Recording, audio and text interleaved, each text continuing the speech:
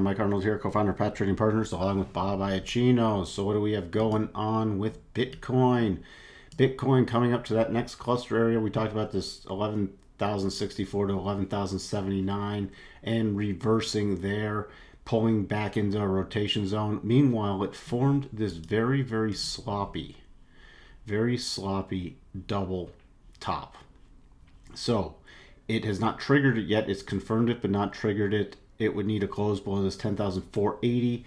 Then we'd have targets down about 10,276. Then we have a cluster at 10,172 to 174. And then 10,072 would be the next target down. Again, this is not triggered yet. We do not have a close or an extended move below that.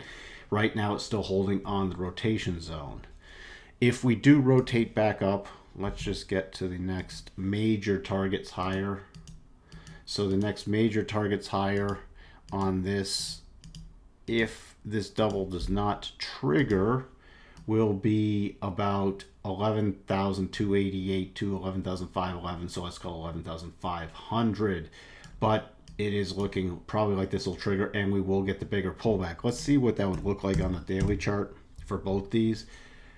So we had this nice run spike up. These targets would take us into the prior wicks.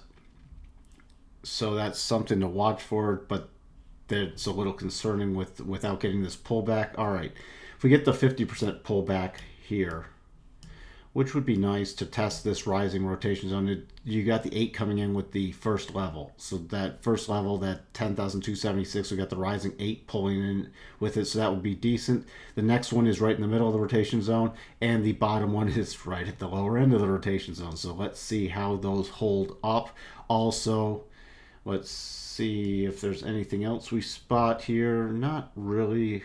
Just it hasn't been able to get up to that last recent high yet before we get some selling coming in. So that's pretty much what we have for you on Bitcoin. Taking a look at Bitcoin Cash. So we got coming down the rotation zone, rotation back out, closing right on our trend line, and then dropping through the rotation zone, coming down to that next major cluster area. We talked about the 1,194, 1,200 area. So now we have these back below the rotation zone. If it does rally up, we're watching for the major resistance to come in right now at 1230 to 1235. If it does get through there, then 1256. This is also looking a little toppy, but this does not qualify as a double top. It does not meet our rules. So on the next push lower, we have 1182, then to 1169 to 1171 cluster area below that. Still same targets to the upside. Now you have the declining 200 period simple moving average coming in right at this first Gann level 1319. Let's look at that daily chart to see how it all positions. So again, as we've talked about, critically important, the rotation zone against the daily is still intact. It has not been able to break through the other side of it. See, it's dipped into it and then closed lower, dipped into it, closed lower. Every time it goes into the rotation zone, it's closing still below it. So there are still plenty of sellers coming in at the rotation zone areas. Again, these are psychological levels. That's how they're derived. There's nothing magic about the rotation zone, although it does meet some psychological trading behaviors. That's why it works so well. So what's very interesting now also is these downside targets, especially this 1169. Look, you have the 200-day simple moving average coming in, and this is where the candle bodies were. So that's going to be a very powerful level to watch for to the downside. If that were to break, then we could see a return to 1100 in the longer term. Switching over to Bitcoin Gold, we had mentioned we have a potential double bottom here, and it needed a close or an extended move above 122.46. Never happened. This is why you don't front run patterns. This is why you wait for the confirmation, because people all the time, well, why don't you just, if it's a potential double bottom, why don't you just buy it? Because it's never triggered. It never triggered, and it's now gone back to form a triple bottom. So these don't exist anymore as reliable targets. Now, it couldn't stay above the rotation zone. No nice sideways movement closing on the rotation zone, then going down to our 50% retracement level, 110. So now we can come up. If it's going to continue down, next minor levels is 108.50. Next major level is about 107. Okay, so that's something to watch for if it gets below this 50% retracement level, which then the next major cluster below that is the 62.5 retracement level from this big run up, which you don't want to see it close below because that would then lead to us probably going down to retest some much lower prices.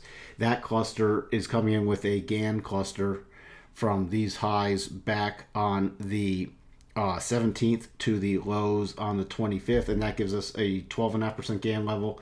That corresponds to 62.5 retracement level right at 100. That's going to be a very powerful level. Now, overhead resistance, we have right now first cross rotation zone and the 25% retracement level, the longer term retracement level coming in at 114.50. So on any rally, that's the first level of resistance. Next level of resistance is 117.22 to watch for.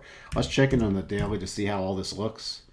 All right, so on our daily, closing the rotation zone, then dropping out. So it, again, hasn't been able to really sustain. This is closing right at the bottom, and every poke up is getting sold still, and now it's turning back down. So you can see the rotation zone is still in effect. That's why we also say, you know, when the rotation zone is against you on the 4 hour, 1 hour, we're in wait and see, wait for high probability patterns, you know, very cautious. When the rotation zone's in our favor on the 4 hour, but still against us on the daily, we can take some rotation trades, we can take some setups, but you're not going to want to push your profits too far, or at least you're going to want to keep moving up your stops. So if it can't get through the rotation zone and collapses back down, you don't take a winning trade and turn it into a losing trade. That's something to keep in mind. So now we're just being very patient, waiting for a nice bottoming pattern and watching our levels. And then if we get a bottoming pattern at our key levels, we will look to initiate a trade. So we have for you on Bitcoin, Bitcoin Cash, and Bitcoin Gold, and we'll talk to everyone soon. Bye for now.